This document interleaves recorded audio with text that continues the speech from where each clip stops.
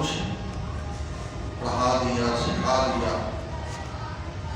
اللہ پاک سے دعا ہے جو کچھ آپ نے پڑھا ہے، سیکھا ہے، اللہ تعالیٰ اس کو یاد رکھنے کی توفیق عطا فرمائے اور اس کا اجرا کرتے رہنے کی توفیق عطا فرمائے.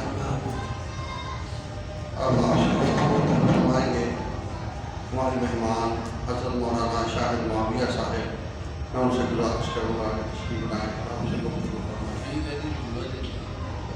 جیسے آپ ادھر آ جائیں. جیسے آپ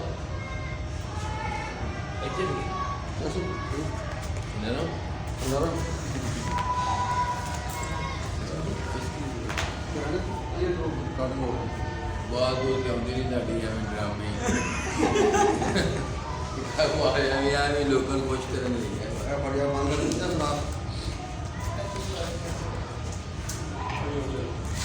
آگے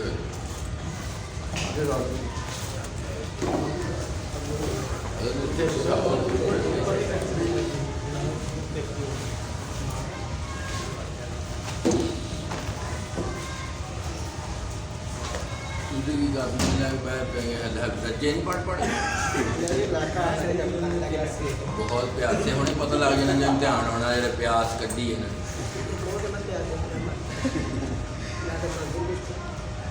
چلو چھوڑو. نحمدہ و نصلی علی رسولہ الکریم. اما بعد. محترم عزیز طلباء، آپ نے جو کام کیا ہے اس کو معمولی نہ سمجھا جائے. یہ بہت اہمیت کا حامل ہے جو کام آپ نے کیا. میری بات آپ کو تب سمجھ آئے گی کہ میں نے یہ جو جملہ بولا ہے یہ روایتی نہیں بولا. اس کے پیچھے ایک چیز وہ یہ ایک ہے دین. کیا ہے؟ دین. آپ نے یہ سب کچھ دین کے لیے کیا ہے یا دنیا کے لیے کیا؟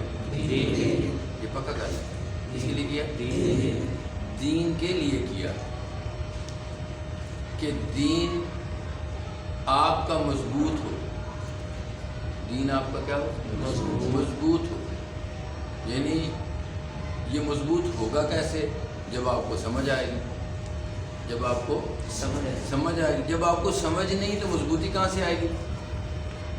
میں کوئی مشکل بات نہیں کرتا کہ بھائی دین کے لیے کیا. کس کے لیے کیا؟ دین کے لیے کیا. بھی دین کا آپ کا مضبوط ہو جائے.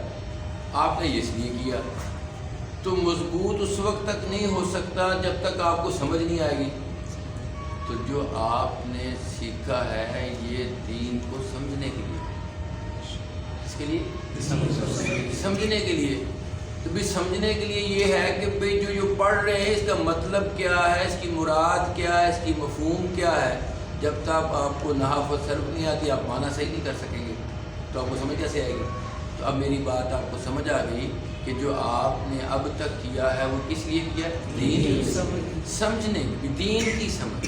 اور یاد رکھیے جس کی دین کی سمجھ زیادہ مضبوط ہوگی وہ اتنا ہی زیادہ گمراہیوں سے بچ سکے گا. گمراہیوں سے بچ سکے. بھئی جتنا ناقص ہوگا وہ جلدی سے دوسرے سے متاثر ہو جائے گا. جو جتنا زیادہ مضبوط ہوگا کہ یار بات تو بالکل بات ہے، اس کا یہ مطلب ہے، یہ ایسے ہی ایسے مطلب ہے. اگر آپ کو یہ آتا نہیں ہوگا تو آپ شک میں پڑ جائیں گے نا.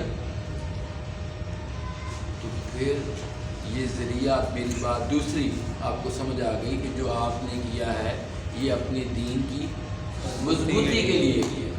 کس کے لیے کیا؟ دین کی مضبوطی کے لیے کیا ہے. اور یہ ہمارے اکابر کا طرز.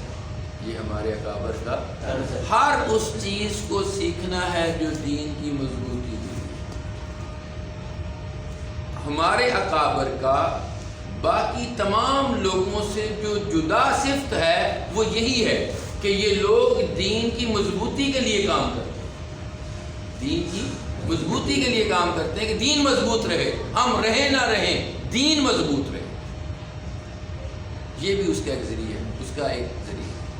اس لیے ہمارے حضرت بارگاہ رحمۃ اللہ تعالیٰ علیہ فرمایا کرتے تھے کہ بھی ایک ہے دین کے لانے والے، ایک ہے دین کے پھیلانے والے، ایک ہے دین کے لکھوانے والے، ایک ہے دین کے بچانے والے، ایک ہے دین کے بچانے والے، بے ایک لانے والے، ایک پھیلانے والے، دوسرے تیسرے لکھوانے والے، اور چوتھے بچانے والے۔ اور اس کو عربی میں یوں کہتے تھے کہ بھی لانے والا کی ذات کون سی ہے؟ وہ نبی کریم صلی اللہ علیہ وسلم، وہ دین کے لانے والے۔ صحابہ پھیلانے والے، صحابہ کیا ہے؟ پھیلانے والے۔ اور امام ابو حنیفہ رحمۃ اللہ تعالیٰ علیہ لکھوانے والے، اور علماء دیوبند بچانے والے، علماء دیوبند بچانے والے، یعنی انہوں نے دین کی بقا کے لیے اس کے اندر غلط چیزیں داخل نہ ہو جائیں، اس کو عربی میں یوں کہتے تھے کہ بھی آپ نے گرامر صرف پڑھ لیا، آپ کو تھوڑا سا شناختہ بھی ہوگی، تکمیل دین۔ کیا؟ تکمیل دین فخر دو عالم حبیب کبریا احمد مجتبیٰ صلی اللہ علیہ وسلم کے ذریعے ہوئی، اور تمکین دین صحابہ، اور تدوین دین امام ابو حنیفہ رحمۃ اللہ علیہ کے ذریعے، اور تطہیر دین اکابر علماء۔ تطہیر دین کے ذریعے تطہیر وہی کر سکے گا جس کے دین میں مضبوطی ہوگی، دوسرا کر سکے گا؟ جو لوگ گالی نہیں پڑھنی ہوتی کہ میں ترجمہ جو ترجمہ ایسے کرے، جس نے ترجمہ دیکھ کر ہی مفہوم لینا، عربی عبارت دیکھنی نہیں۔ آج ہمارا حالت مدارس سے پڑھوں کا یہ ہے کہ وہ کیا کرتے ہیں؟ عربی عبارت دیکھتے نہیں، ترجمہ دیکھتے ہیں بس کہ ترجمے میں کیا لکھا ہے، عربی عبارت دیکھتے ہی نہیں ہیں کہ عربی عبارت کیا ہے، اس کا اصل اس نے ترجمہ صحیح بھی کیا ہے یا غلط کیا ہے، عبارت ٹھیک نقل کی ہے، اس کی طرف سروکار ہی نہیں۔ اس لیے آج کے دور میں یہ چیزیں سب سے زیادہ اہمیت کی حامل، کیونکہ ہمارے جو نئے فاضل ہیں وہ بالکل عربی عبارت کو دیکھتے ہی نہیں کہ بھی یہ کیا ہے کیا نہیں، اس کا کیا ترجمہ صحیح کیا کہ نہیں، وہ صرف ترجمہ پڑھتے ہیں۔ اس سے دلیل ہماری یہ ہے کہ ہم کتنا دور ہیں اس چیز سے کہ اصل عربی عبارت پڑھے کہ بھی اس نے ترجمہ صحیح کیا ہے، یہ وہی کر سکے گا جس کی صرف اور نحو ہوگی، دوسرا کیسے کر سکے گا؟ تو اس سلسلے کو سامنے رکھتے ہوئے آپ کو یہ پروگرام کروایا گیا۔ اس مرتبہ یہ پہلا تھا اور یہ بہت بھرپور کامیاب تھا۔ انشاءاللہ جب تسلسل سے اسی طرح اور چیزوں کے بھی جو سبجیکٹ ہیں ہمارے دین تک پہنچنے کے، دین کو سمجھنے کے، ان پر اسی طرح کے یہ سارے کورسز انشاءاللہ ہوا کریں گے جس سے ہمیں فائدہ ہوگا۔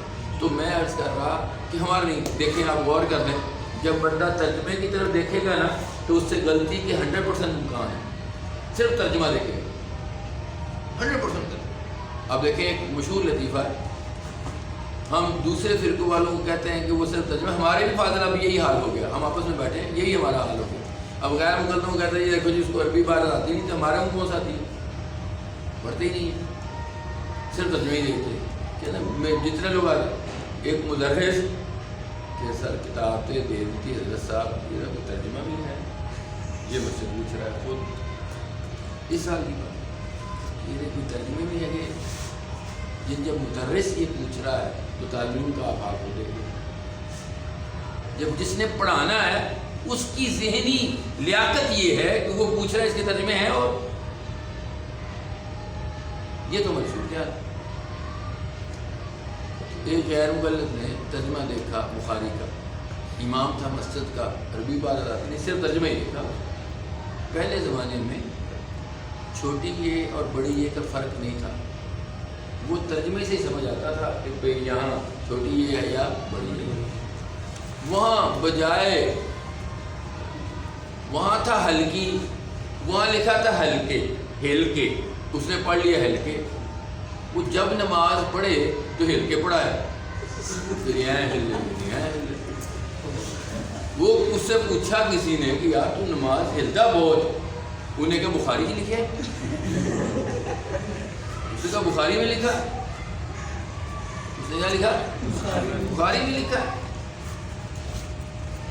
جب بخاری دیکھی گئی تو اس میں لکھا تھا، تو عالم نے کہا یار یہ ہلکی لکھا، تم نے عربی عبارت تو لگتا پڑھی نہیں، کہتا میں نہیں پڑھی، میں تو آہی ہوں، میں تو آگے ہوں نا، میں نہیں پڑھی۔ ہماری حالت یہ ہے، یہ ہنسنے کی بات نہیں ہے، غور اور فکر کی بات ہے کہ ہم کہاں پہنچ گئے. ہماری حالت ایک اور بات ہمارے ادکار کی لطیفہ سنایا کرتے تھے، اس سے بات سمجھ آ جائے. ایک بندہ نا مسجد میں آتا، جماعت ہو جاتی تب نماز پڑھتا. مسجد میں تب آتا جب نماز ہو جاتی. کسی نے پوچھا کہ یار تم نماز ہو جاتی ہے جماعت سے تم پڑھتے نہیں ہو، اس وقت تم مسجد میں آتے ہو. اس نے کہا قرآن میں ہے ان الصلاۃ تنہا. تنہا کسے کہتے ہیں؟ اکیلے کو کہتے ہیں. اگر آپ کو اس کو سمجھانا آتا ہوگا کہ یہاں تنہا کیا ہے، یہ تنہا تم نے کون سا لے لیا، اگر آپ کو خود انفارمیشن نہیں ہو تو آپ اس کو کیا سمجھائیں گے؟ تو اب جب وہ اپنے اعتبار سے ترجمہ کرے گا تب بھی پھنس جائے گا. اپنے اعتبار سے ترجمہ کرے گا تب بھی پھنس جائے گا، اور صرف ترجمہ دیکھے گا تب بھی.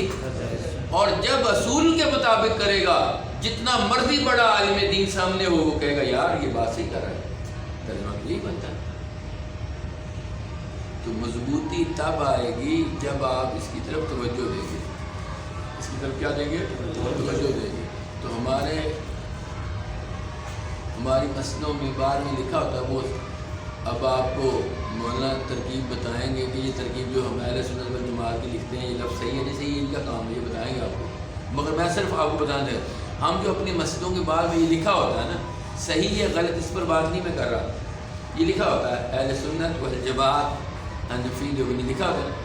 تو یہ جو میں نے عرض کیا، ہم اپنی چاروں نسبتوں کا اظہار کرتے ہیں کہ بھائی دین کے لانے والے. سنت میں نسبت کس کی طرف؟ نبی کی طرف. جماعت میں نسبت کس کی طرف؟ صحابہ کی طرف. حنفی میں نسبت کس کی طرف؟ امام حنیفہ کی طرف. اور دیوبندی میں نسبت کس کی طرف؟ اکابر کی طرف. یعنی تکمیل دین والے کی طرف بھی نسبت، تمکین دین والوں کی طرف بھی نسبت، اور تدوین دین والے کی طرف بھی نسبت، اور تطہیر دین والے کی طرف. تو اب آپ کو پتہ چل گیا دیوبندی وہ ہے جو دین میں کوئی چیز ملاوٹ نہ ہونے دے. جو آپ ملاوٹ شدہ ہو گئے وہ کیسے دیوبندی؟ یاد رکھیے، مولوی دیوبندیوں کے مدرسے میں پڑھ لیا، دیوبندی کی مسجد میں جمعہ بھی لگ گیا، لازم نہیں ہے کہ وہ دیوبندی ہو. لازم نہیں ہے کہ وہ جب تک اس کی یہ فکر نہیں ہوگی. دیوبندیت ایک فکر کا نام ہے، کسی مدرسے کا نام نہیں. آپ اس لیے کے طالب علم نہیں ہیں، دیوبند میں ہر مکتبہ فکر کا آدمی پڑھ کے گیا، تو کیا وہ دیوبندی؟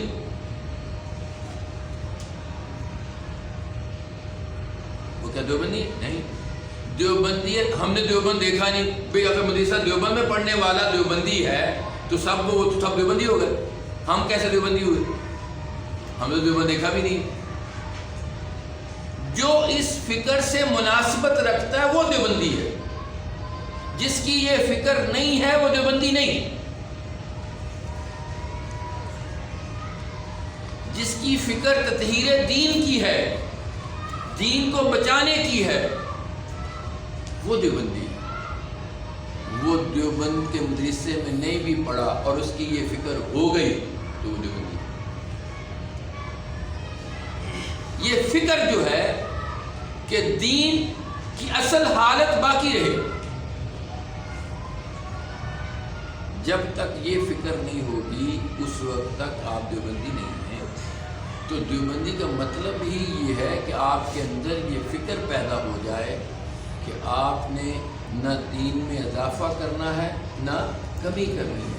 جب آپ کے اندر یہ فکر پیدا ہو گئی تو آپ سمجھ لیجئے کہ آپ کے اندر جذبہ دیوبندیت والی فکر آ گئی ہے. اگر یہ نہیں ہے، صرف یہی فکر ہے ٹائم نہ تنخواہ ملنی چاہیے، جاب اچھی مل گئی پھر سارا جانتا ہے تھی بتا دیوبندی بھی ٹائم سے تنخواہ ملنی چاہیے، اچھی تنخواہ ملنی چاہیے، اچھی مراد ملنی چاہیے. اگر یہی کرنا ہے تو یہ تو دیوبندی، یہ تو بریلوی نہیں کر رہا، شیعہ بدرجہ والا کر رہا ہے، اس مرزائی سب سے زیادہ اچھا کر رہا ہے، اس کو اچھی تنخواہ مل رہی ہے، تو وہ دینداری. بھئی جب تک آپ کی یہ فکر نہیں ہے اس وقت تک کچھ بھی کوئی فائدہ نہیں ہے. یہ نہیں. آج ہم دین سے دور کیوں ہیں کہ ہماری فکر درست نہیں ہے. ہماری فکر درست نہیں ہے. اپنی فکر درست کریں.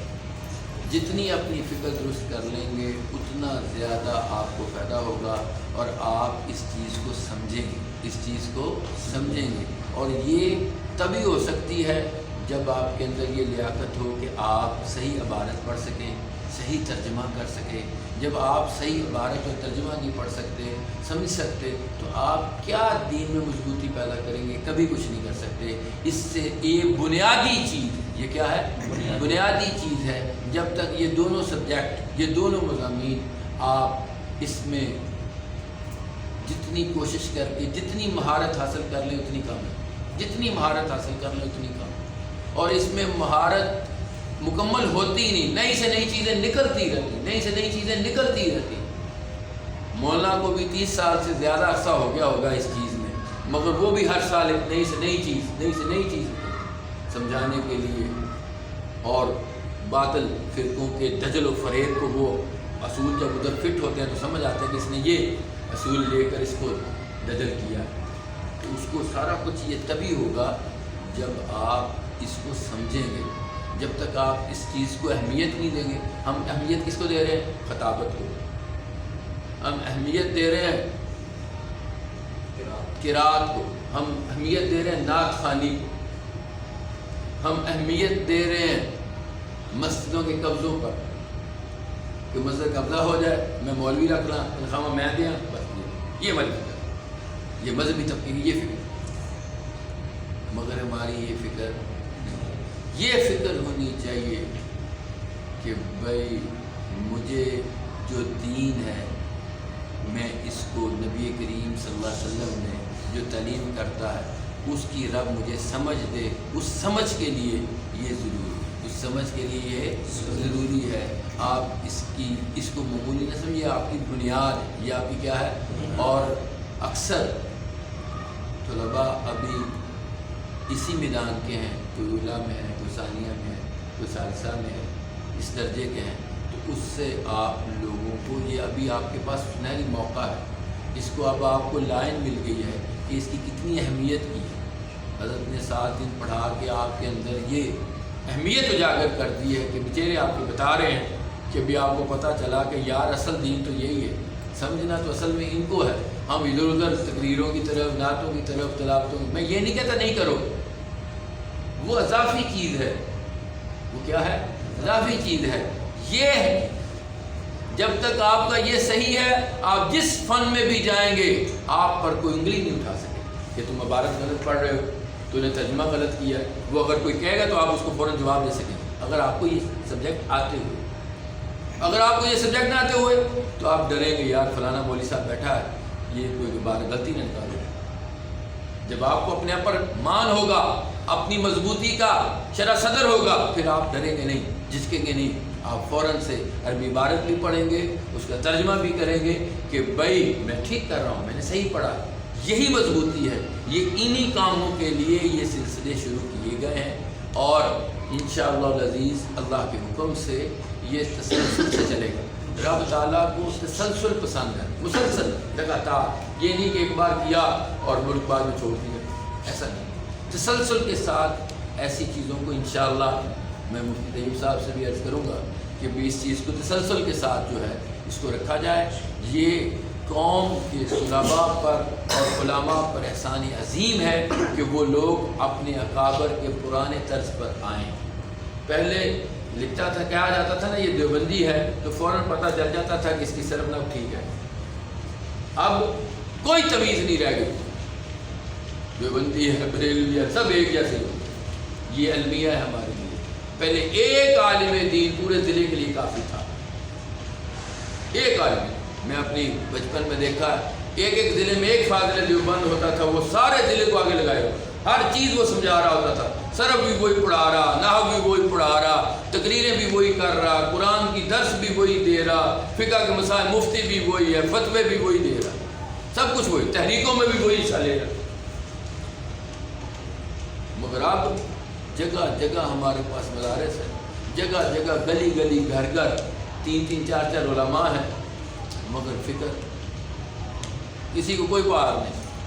یہ مولوی, پہلے ایک عالم دین پورے ضلع پر بھاری تھا, ہوں ایک عالم دین کہتے پاری نہیں تو بڑی دور کی گل، گلی بھی بڑی دور کی گل. کیوں کہ ہمارے اندر وہ لیاقت نہیں ہے، وہ صلاحیت نہیں ہے جو مطلوب ہے. یہ ہمارے اکابر کا بہت بڑا وصف تھا کہ وہ ہر چیز میں جب اس کو پڑھا کر نکالتے تھے تو اس کے اندر کوئی نقص نہیں ہوتا تھا. ہر فن میں، وہ صرف کا ہو، نحو کا ہو، ادب کا ہو، بلاغت کا ہو، فقہ کا ہو، حدیث کا ہو، تفسیر کا ہو، جس مرضی چیز کے حوالے سے ہو، وہ الحمدللہ اس میں وہ مضبوط ہوتا تھا، جہاں کھڑا ہوتا تھا بات کرتا. مگر اب یہ چیز ختم ہو گئی. میں مولانا اپنا سیف الرحمان صاحب دامت فریدہم کو یہ مبارکباد دیتا ہوں کہ انہوں نے وہ چیز کا انتخاب کیا ہے جو ہمارے اکابر کا وصف تھا، اس کو دوبارہ. تو بھی صحیح دیوبندی تو وہی ہے نا جو تطہیر پر کام کرے. تو یہ ہماری تطہیر ہو رہی ہے، یہ ہماری کیا ہو رہی ہے؟ تطہیر. کہ ہم یہ چیز چھوڑ رہے تھے، ہم سے یہ چیز نکل رہی تھی، ہم صرف ناب کو اہمیت کو بالکل کھو بیٹھے تھے، ہمیں اس کی ضرورت ہی محسوس نہیں ہو رہی تھی. بس ترجمے آ رہے ہیں جی، ترجمہ دیکھ لیں گے، یعنی اس کی طرف توجہ ختم ہو رہی تھی. اب مصیبت یہ ہے کہ نحو کے فن کو سوچے سمجھے منصوبے کے تحت کیا کیا جا رہا ہے؟ اعراب والی کتابیں پیش کی جا رہی ہیں کہ نحو والا کام ہی مکو. یہ سوچا سمجھا منصوبہ ہے کہ بھئی آپ دیکھیے اب اعراب کے ساتھ کتابیں چھپ رہی ہیں.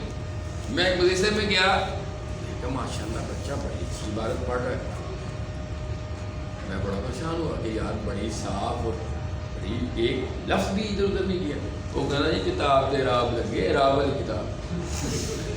یہ تو ہمارا حال ہے.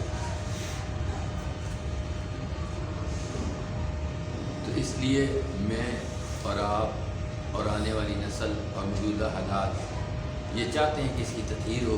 تو ہمیں اس کی تشہیر بھی کرنی ہے، تبلیغ بھی کرنی ہے، اور اپنے اندر جو اس کے حوالے سے کمی ہے اس کی تطہیر بھی کرنی ہے. تو جتنا کرو گے اتنا فائدہ ہے. اس میں کوئی کمی نہ بھی تو طالب علم کو فائدہ ہو جائے گا. جو بندہ بڑا ہوتا جاتا ہے نا کسی منصب پر، پھر آر بہت آ جاتے ہیں، پھر بڑے آر آ جاتے ہیں. جو لوگ کی کہیں گے، اور جس کی تربیت ہوئی ہوتی ہے وہ اس پر نہیں جاتا کہ لوگ کیا کہیں گے. وہ کہے گا میرا رب رسول کیا کہے، میں رب کے یہاں کیا جواب دوں گا. اس کے لیے یہ ہوتا ہے. تو آر اور نہ کرو، سمجھو جس چیز کی کمی ہے اس کے اندر اپنے اندر پوری کرو. یہی طالب علمی زمانے کا سب سے بڑی تبلیغ ہے، سب سے بڑا وصف ہے، سب سے بڑی اس کی ضرورت ہے. اگر یہ نہیں کرو گے تو بعد میں پچھتاؤ گے کہ میں نے وقت ضائع کر دیا. جا رہا ہوں میں مگر وقت ضرورت کے لیے، پاس اپنے جانے والوں کا پتہ رکھا کرو. خود کو پرکھو، چھوڑ دو غالب کو اس کے حال پر، زندگی کیسی بھی گزرے تم خود آ رکھا کرو. الحمدللہ